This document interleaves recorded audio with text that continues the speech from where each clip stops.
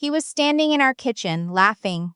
Not the nervous kind of laugh you give when you've been caught doing something wrong. The easy, comfortable kind. The laugh of someone who feels completely at home. And beside him, sitting at my kitchen table, holding my mug of coffee, was a woman I had never seen before in my life. I stood in the doorway of our house in Oakville with my overnight bag still on my shoulder, my keys in my hand, and I just stopped. My husband turned around when he heard the door. The laugh died instantly.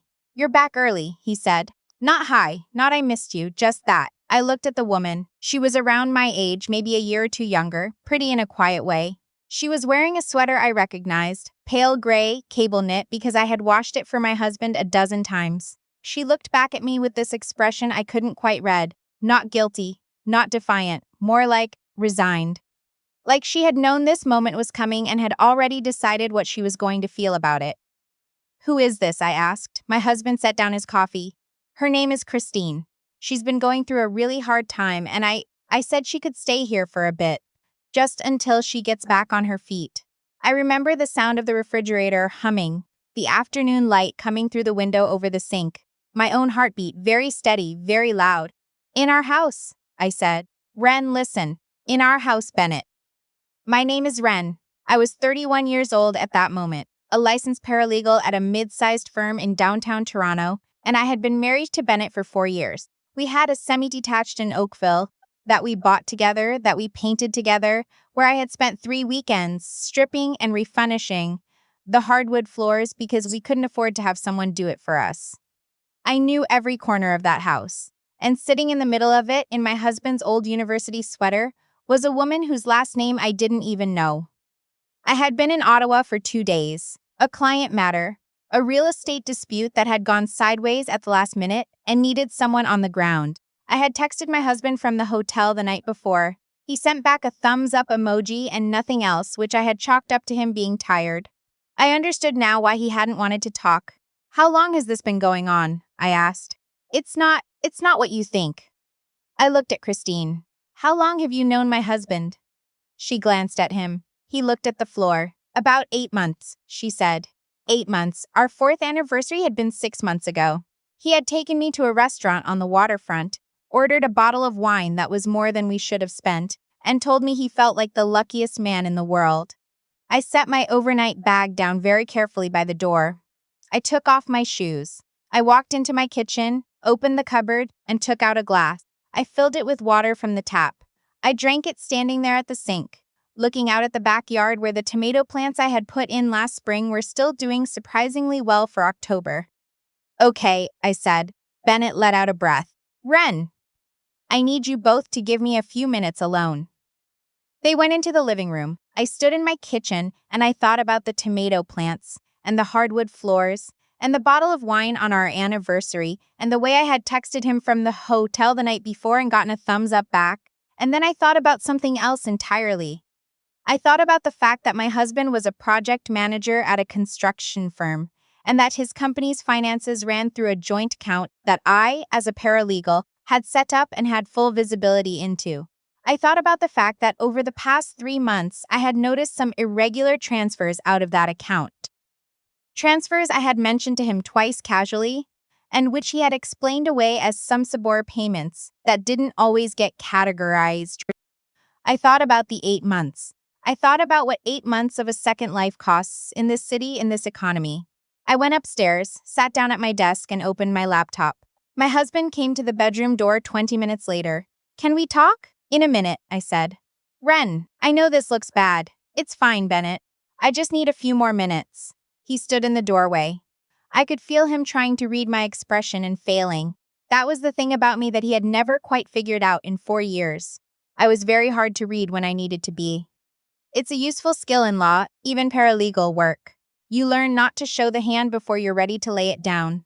"Is she staying tonight?" I asked without looking away from the screen. A pause. "I mean, I thought maybe just for tonight until we figured out." "That's fine," I said. "I'll sleep in the guest room." Another pause. "Ren, I really think we will. I just need to finish something first." He went back downstairs. I spent the next 2 hours on my laptop and then on the phone with my colleague Priscilla, who I trusted more than almost anyone I knew. and who worked in family law at the firm next to ours and had once told me, half joking, that if I ever needed her, she'd pick up on the first ring. She picked up on the second. "Tell me what you're looking at," she said. I told her. She was quiet for a moment, then, "Forward me everything. Don't say anything to him tonight. Just be normal." "How normal?" "As normal as you can manage. Make yourself dinner. Go to bed. I'll call you in the morning." I went downstairs. Bennett and Christine were watching something on the TV. I said good night. I made myself a bowl of pasta in the kitchen, the good rigatoni, because I figured I deserved it. And I ate it standing at the counter, looking at the tomato plants in the dark through the window. In the morning, I put on my best suit, the charcoal gray one I wore to depositions. I did my hair properly. I had coffee before either of them came downstairs, and I left a note on the kitchen table that said, "Off to work, leftovers in the fridge." That was a Thursday. By the following Monday, I knew everything. Priscilla had called her contact at the firm's forensic accounting partner. The irregular transfers, 11 of them over 8 months, ranging from $400 to just over $2,000, had not gone to suppliers. They had gone to a joint account in Bennett's name and Christine's name at a different bank that I had never known existed. The total came to just over $14,000. $14,000 moved out of an account that was legally half mine over the course of 8 months to fund a life he was living somewhere else. I want to tell you that I fell apart when I found out, that I cried in Priscilla's office or screamed in the car on the drive home. But the truth is I didn't. I sat across from her desk and I looked at the printouts and I felt something that I can only describe as clarity. The kind you get when something you suspected but couldn't quite see finally comes into focus. "What do you want to do?" Priscilla asked. "I want to be precise about this," I said. She nodded. She understood what I meant. She had been a family lawyer for 9 years. She knew the difference between someone who wanted to wound and someone who wanted to win. We spent the next 4 days being very precise. On the Friday, I went home at my normal time. Bennett was in the kitchen making dinner. He cooked when he was guilty. I had always noticed that. It was one of his tells, and Christine was sitting at the table on her laptop. She had started to become part of the furniture of my house, which I noticed without comment. "Good timing," Bennett said, not meeting my eyes. "I was just about to. I have some news," I said. He set down the spoon. Christine looked up from her laptop. "My firm has asked me to take on a file in Vancouver," I said. "It's a significant assignment. I'd be heading up the paralegal team for a corporate litigation matter. It could be 3 to 4 months. Bennett stared at me. "What? It's a great opportunity," I said. "I'm leaving Sunday." His mouth opened, closed. "You can't just, Ren, we're in the middle of something here, are we?" I said pleasantly. "It feels like you have things pretty well in hand." I went upstairs and began packing a suitcase. Not because I was going to Vancouver. I was going to stay with my sister in Mississauga, 20 minutes away, but because I needed him to believe I was. I needed him to feel the weight of what he had built here, in this house, with this woman, without me in it. I needed a few more days. He came to the bedroom door while I was packing. "You're not actually going to just leave?" he said. "I'll be in touch," I said. "Ren, this is our house." I folded a blouse and set it in the suitcase. "It is," I agreed. "We need to talk about what's happening." "We will," I said. "I just have a few things to take care of first." He stood in the doorway for a long time. I kept packing. Eventually, he went back downstairs.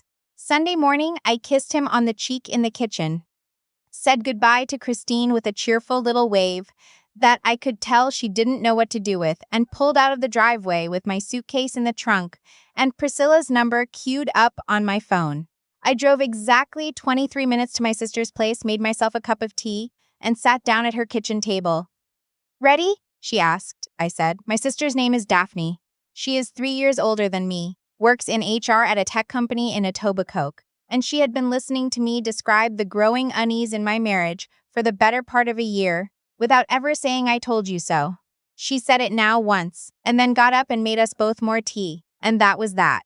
On Monday morning, a letter arrived at my husband's workplace. His HR director, whose name appeared on a document I had found in Bennett's email history, received a separate letter, flagged for her attention, containing a copy of the forensic accounting report and a summary of the transactions. On Monday afternoon, Bennett called me 11 times. I let them go to voicemail. The first voicemail Ren, I don't know what you think you're doing, but this is insane. You need to call me back. The fifth voicemail, Christine had nothing to do with the account. I was trying to protect her. She didn't know where the money. The ninth voicemail, voice cracking. I made a mistake. I made a huge mistake, and I know that. Please just call me. The 11th, silence. Then the call disconnected. I called Priscilla instead. His company has already been in contact with their internal legal team, she said. They're going to want to speak with him tomorrow. Bennett was a project manager with signing authority on a company credit card. Some of the 14,000 had been moved in ways that weren't just a personal betrayal. They crossed into territory that his employer was going to care about very much. And the divorce filing? I asked. Submitted this morning, Priscilla said. Property division is going to be clean. The house is half yours, the hardwood floors and the tomato plant included. I laughed. It surprised me. The way it came out so easily, so real after days of being very controlled and very precise. Daphne heard it from the other room and came to the doorway with an eyebrow raised. We're okay, I told her. She leaned against the doorframe. You want wine or tea? Wine, I said. Definitely wine. What happened next came in pieces, the way these things always do. Bennett's company launched an internal review. It concluded within 3 weeks, and he was let go without severance, which under the circumstances he was quietly advised not to contest.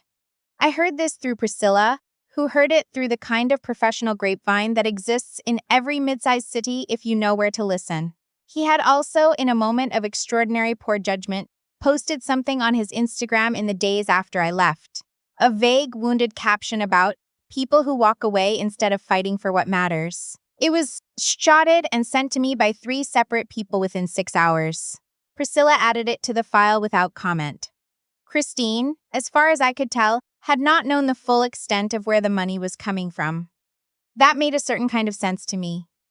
You can be someone's accomplice without knowing you're one, but she had known about me, and she had sat at my kitchen table in my husband's sweater and looked at me with that resigned expression on the first day, and I found I didn't have much leftover sympathy to extend in her direction.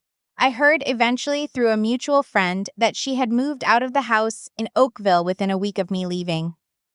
That the house, without me in it and without my income in the picture, was something my husband couldn't sustain on his own, especially once his employment situation changed. That he had had to call his parents in Hamilton to help him with the next mortgage payment. There is something almost geometric about the way a lie collapses. You pull one thread and it turns out the whole structure was held together by it. Bennett had built a second life on the assumption that I would never look closely enough, and the moment I looked, there was nothing left for it to stand on. The divorce was finalized 7 months after I drove away from that driveway with my suitcase in the trunk. I got the house. I got my half of everything. I got a very clean, very precise settlement that Priscilla described as one of the tidier ones she had seen, which I took as a professional compliment. Bennett got a hard lesson in what it costs to underestimate the person you live with. I'm writing this from my kitchen in Oakville. The tomato plants didn't make it through the winter, obviously, but I've already planned what I'm putting in next spring.